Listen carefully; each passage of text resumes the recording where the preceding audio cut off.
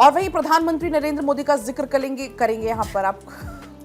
और देखिए, पहले बिहार में शिक्षा व्यवस्था तबाह थी, ये कहते नजर आए। मजबूरी में युवाओं को बाहर जाना पड़ा और यहीं से पलायन की शुरुआत हुई थी। नीतीश सरकार में बिहार की स्थिति सुधरी। आप देखिए, पीएम नरेंद्र मोदी बीते दिन 62,000 करोड़ की सौगात जनता को समर्पित करते नजर आए। बिहार में विधानसभा के चुनाव होने हैं और ऐसे में इससे पहले बड़ी सौगात देने के साथ साथ जब वो जनता को संबोधित कर रहे थे तो इन तमाम बातों का जिक्र उनके तरफ से किया गया।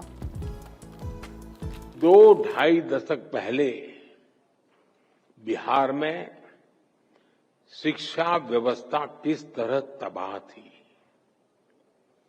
ईमानदारी से न स्कूल खुलते थे, न भर्तियां होती थी।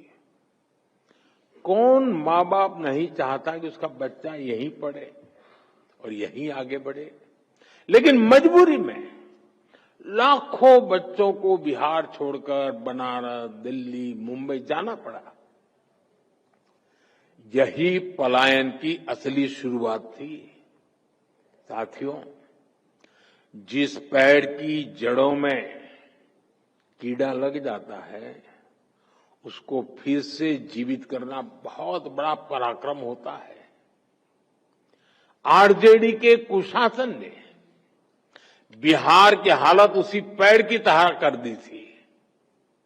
सौभाग्य से बिहार के लोगों ने नीतीश जी को सरकार का दायित्व सौंपा और हम भी सभी साक्षी हैं कि कैसे एनडीए की पूरी टीम मिलकर बिगड़ी हुई व्यवस्थाओं को फिर पटरी पर लाई।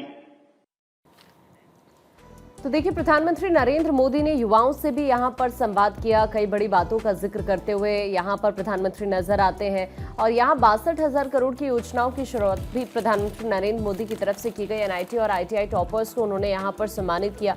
वो तस्वीर आपने देखी, ये देखिए तस्वीर प्रधानमंत्री नरेंद्र मोदी की। देखिए, एक तरफ बिहार का चुनाव है और दूसरी तरफ प्रधानमंत्री नरेंद्र मोदी की तरफ से ये बड़ी सौगात यहां पर दी गई है। कई बड़ी बातों का जिक्र करते हुए यहां पर शिक्षा रोजगार के लिए केंद्र ने खजाना खोला है, इस बात का जिक्र करते हुए। और यहां पर देखिए, आपको ये बता दें कि बिहार के लिए कई ऐसी योजना है जिनकी शुरुआत की गई है। प्रधानमंत्री नरेंद्र मोदी ने बिहार की संशोधित मुख्यमंत्री निश्चय स्वयं सहायता भत्ता योजना की भी शुरुआत की। इसके तहत हर साल 5 लाख स्नातकों को 2 साल तक 1,000 रुपए का मासिक भत्ता दिया जाएगा।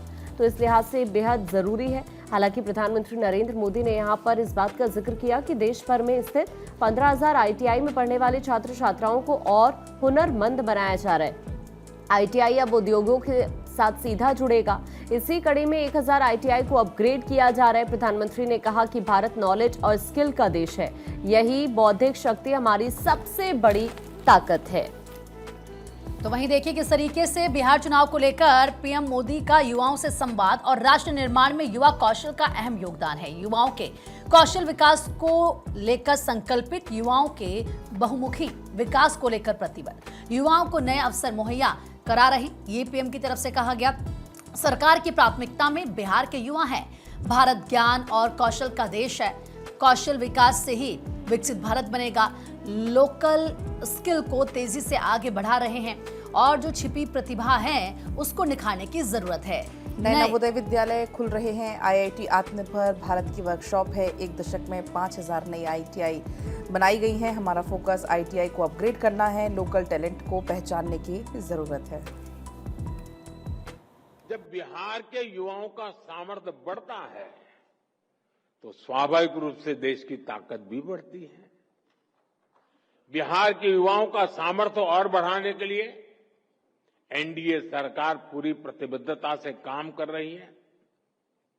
आरजेडी कांग्रेस के शासनकाल की तुलना में बिहार का शिक्षा बजट कई गुना बढ़ाया गया है।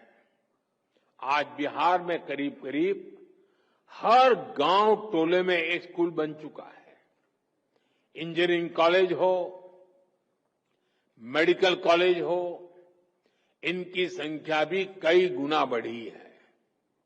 हाल में ही केंद्र सरकार ने बिहार के 19 जिलों के लिए केंद्रीय विद्यालय स्वीकृत किए हैं।